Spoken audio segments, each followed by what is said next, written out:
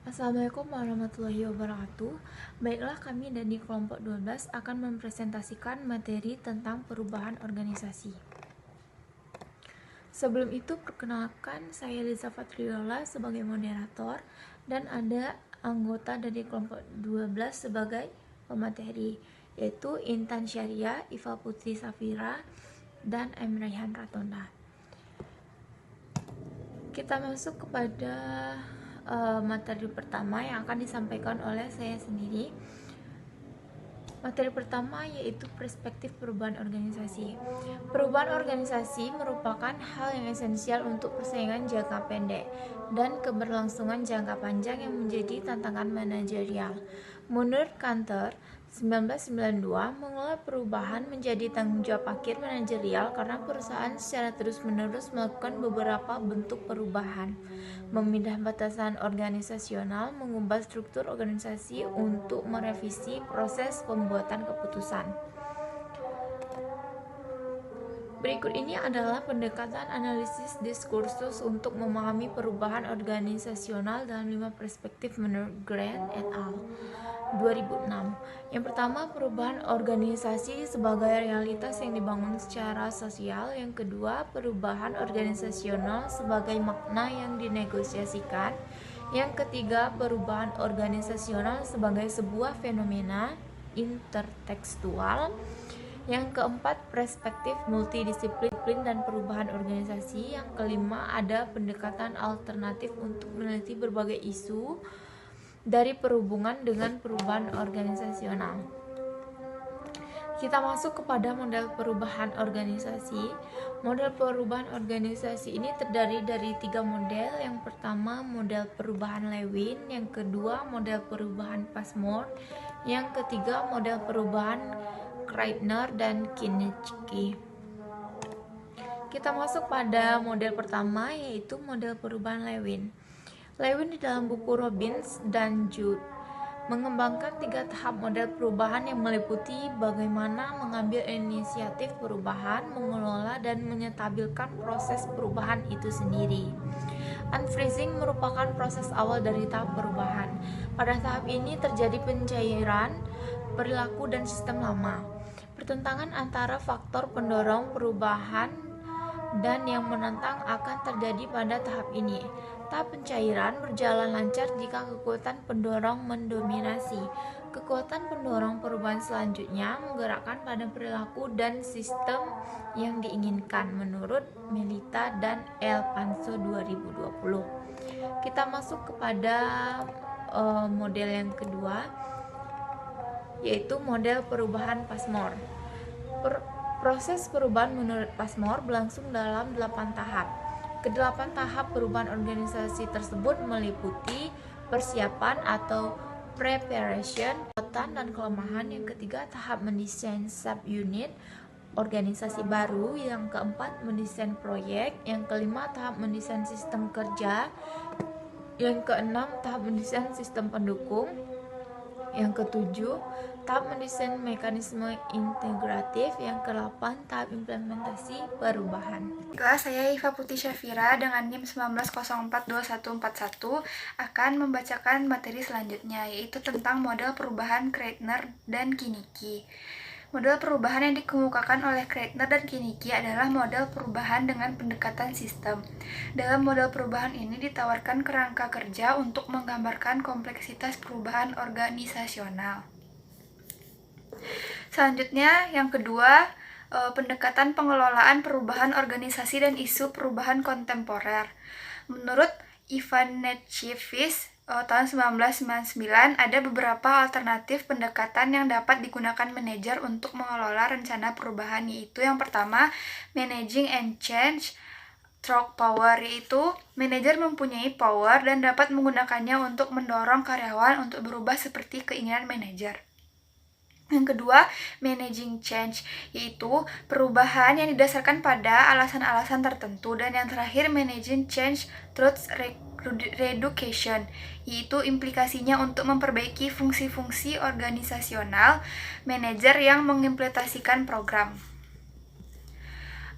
Perubahan memiliki komitmen untuk melakukan perubahan fundamental dalam perilaku organisasional.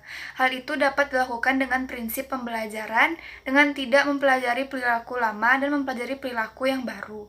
Prinsip pembelajaran itu meliputi yang pertama, unphrasing old learning, yaitu orang yang ingin mempelajari cara-cara baru. Yang kedua, instill new learning, yaitu memerlukan training, demonstrasi, dan empowerment. Yang ketiga, refresh the new learning, yaitu melalui aplikasi umpan balik dan reinforcement. Selanjutnya, menurut Michael Baer tahun 1987, ada 3 kondisi yang harus dikelola dalam transformasi perubahan, yaitu ketidakpuasan dengan status quo di antara karyawan, kebutuhan akan visi atau model masa depan yang akan menuntun redesign organisasi, dan kebutuhan akan proses pembahasan yang dikelola dengan baik. 3 kondisi ini harus dikelola untuk melewati penghalang perubahan yang akan datang dari manajer dan karyawan ketika perubahan budaya terjadi. Saya Intan Syariah, NIM 19042139, akan melanjutkan materi selanjutnya, yaitu dalam proses perubahan organisasional, energi yang keluar dari proses ketidakpuasan harus disalurkan melalui tujuan yang jelas. Manajer puncak bertugas menciptakan filosofi, mendefinisikan strategi, dan mendefinisikan proses manajemen untuk menjadi kompetitif.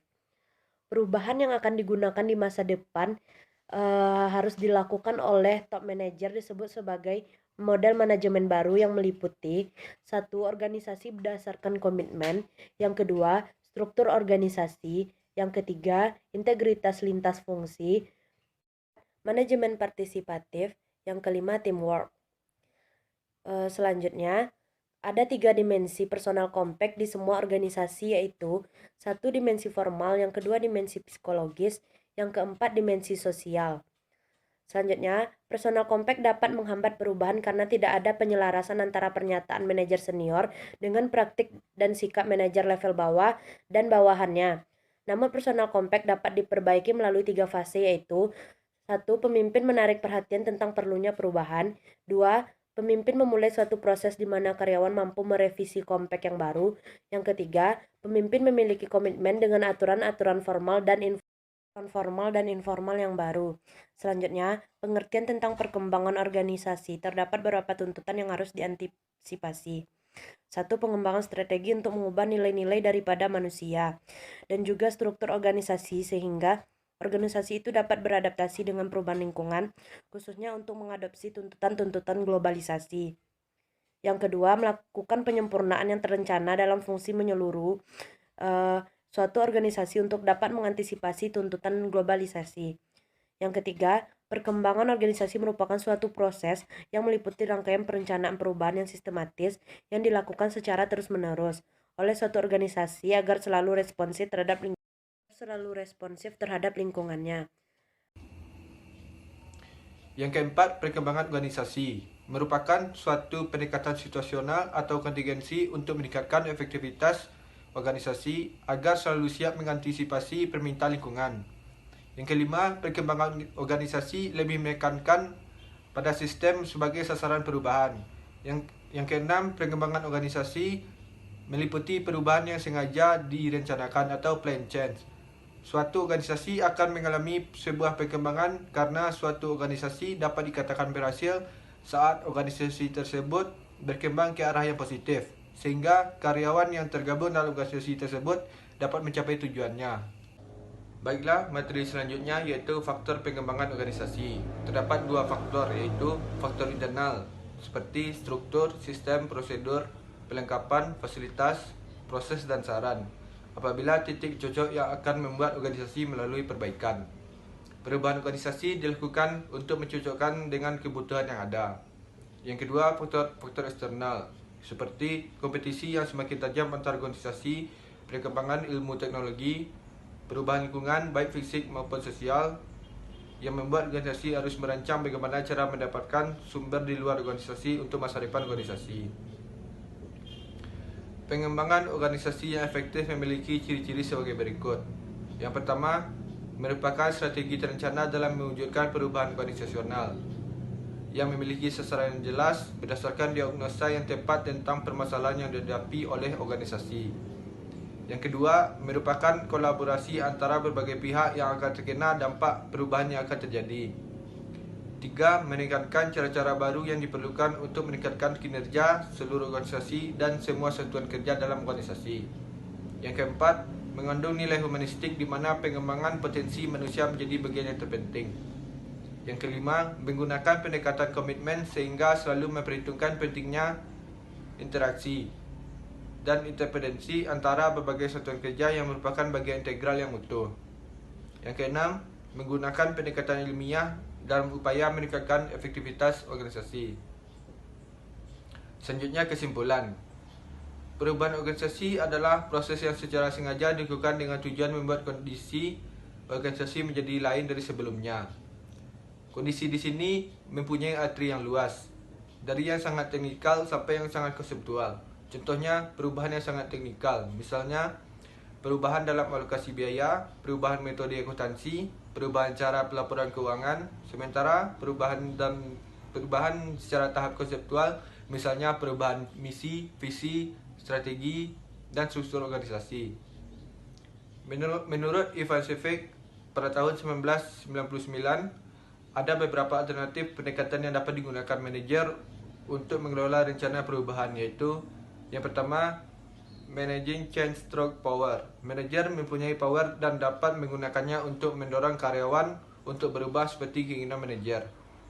Yang kedua, managing change, perubahan yang didasarkan pada alasan-alasan tertentu. Dan yang terakhir, managing change through reeducation, implikasinya untuk memperbaiki fungsi-fungsi organisasional manajer yang mengimplementasikan programnya.